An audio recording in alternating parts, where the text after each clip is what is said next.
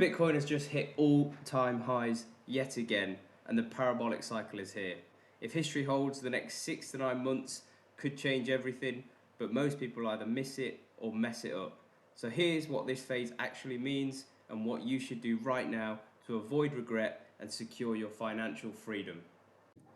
Hello YouTube and welcome back to the Bitcoin briefing, and today we're going to cover what the parabolic phase of the Bitcoin cycle is, why it happens every cycle, and how to position yourself now, not emotionally but intelligently, to take advantage of the rapid expansion and explosion of Bitcoin's price that will most likely happen very soon. Firstly, it's really important to understand what the Bitcoin parabolic phase is in a typical 4-year cycle. And essentially, the parabolic phase is the final act of every major Bitcoin cycle. It's the steep vertical incline and sharp increase in price that defies logic and breaks models. It's when late retail finally shows up, media hysteria and hype kicks in, and Bitcoin begins melting faces. In the 2013 cycle, Bitcoin went from $100 to $1,100 in 3 months.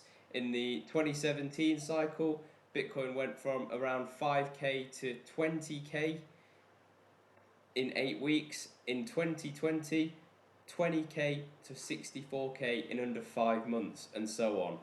This phase is always the fastest, most violent part of the cycle, and it's where both the biggest gains and biggest mistakes happen. So why do these parabolic phases happen?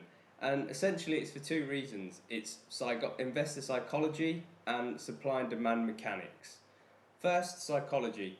Nobody wants to buy at the bottom, but once Bitcoin breaks all-time highs, people keep chasing the price. So you'll often see a sharp increase, a sell-off when a price is particularly weak, so you'll get a large sell order come through, and then you'll see a price rebound where people are trying to chase those all-time highs. Second, it's supply. Miners are selling less. Long-term hodlers are not moving any coins. They're taking them to cold storage and keeping them there. And meanwhile, demand is exploding from ETFs, institutions, and retail investors as adoption increases across the world. And so this creates an environment for a classical vertical squeeze. Too much demand, not enough supply. We all know Bitcoin supply is fixed at 21 million coins. 5 or so million have been lost, potentially more than that, leaving a dwindling supply. The block reward every 4 years that miners get paid for creating a new block on the blockchain and mining Bitcoin gets halved, and therefore supply issuance into the system is much less. And again, adoption is increasing all across the board from ETFs, institutions and co, and therefore that is pushing the price much higher, and we've still got plenty of room to go. So this creates an environment for a classical vertical squeeze. Too much demand, not enough supply. We all know Bitcoin supply is fixed at 21 million coins. 5 or so million have been lost, potentially more than that, leaving a dwindling supply. The block reward every 4 years that miners get paid for creating a new block on the blockchain and mining Bitcoin gets halved, and therefore supply issuance into the system is much less. And again, adoption is increasing all across the board from ETFs, institutions and co, and therefore that is pushing the price much higher, and we've still got plenty of room to go. So where are we now in this 2024 cycle? Remember the last halving was last year and last April. So Bitcoin has broken its previous all-time high. It hit $123,000 yesterday. It's currently sitting at about 120k. We're seeing very positive, strong indicators from a technical fundamental point of view and technical indicator point of view. So the weekly RSI is holding above 75. There's low exchange reserves. So again, people are taking their Bitcoin off the exchanges into cold storage, securing their sovereignty, keeping their seed phrases a secret, making sure that they are safe and in their control. Retail sentiment is just beginning to shift. We've obviously got the ETFs that have had record influxes, and perhaps most importantly, the M2 money supply, which is this yellow line on the chart, is continually rising, and you can see good correlation between Bitcoin's weekly chart and the M2 chart with an approximate 10-day offset. And so you can see when the M2's going down, which is obviously the measure of the liquidity in the market, Bitcoin's price typically follows. and when Bitcoin's price is obviously up, the liquidity, or the main driver for that, was the liquidity itself. And going back to the chart, you can see we've still got headroom on this upward trajectory of M2 money supply. So given where we're at, and this is a very finger in the air estimation, I think we'll top out at about 136k in the coming months. That is just a prediction from my point of view, and then we might see some profit taking off the board. But again, I encourage everyone to keep hold of your Bitcoin. We are going much higher with this thing. In my previous video, I discussed Bitcoin's time frame to 1 million using the power law. And again, I think we're going to go much higher than 1 million personally, as the adoption of Bitcoin begins to overtake many traditional assets and businesses, which I'll show just now. So this website, companiesmarketcap.com, provides a really good overview of the market caps of the biggest businesses and commodities across the world. So obviously gold is number one with a market cap of $22.5 trillion. Nvidia is the largest business by market cap, $4 trillion. Apple is there at 3.125, and you can see that Bitcoin has crept up above Google to be 2.384 trillion in market cap, which is about approximately a tenth of gold.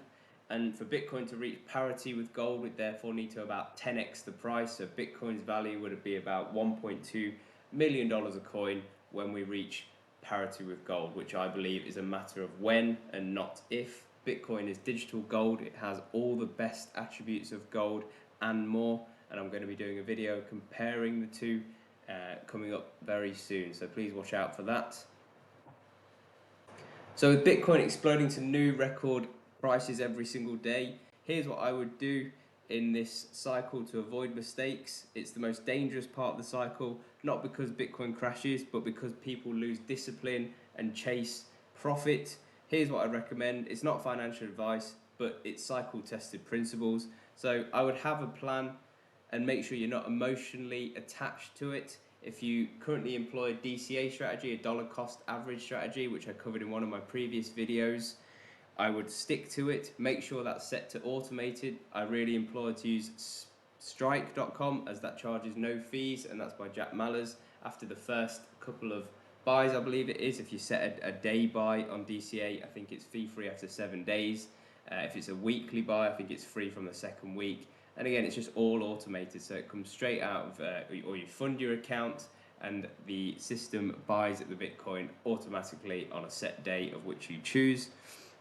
And therefore you're removed from any of these price instabilities in terms of wanting to chase more money or even take more money off the table, which I don't recommend you do, as I'm always part of the hodl gang.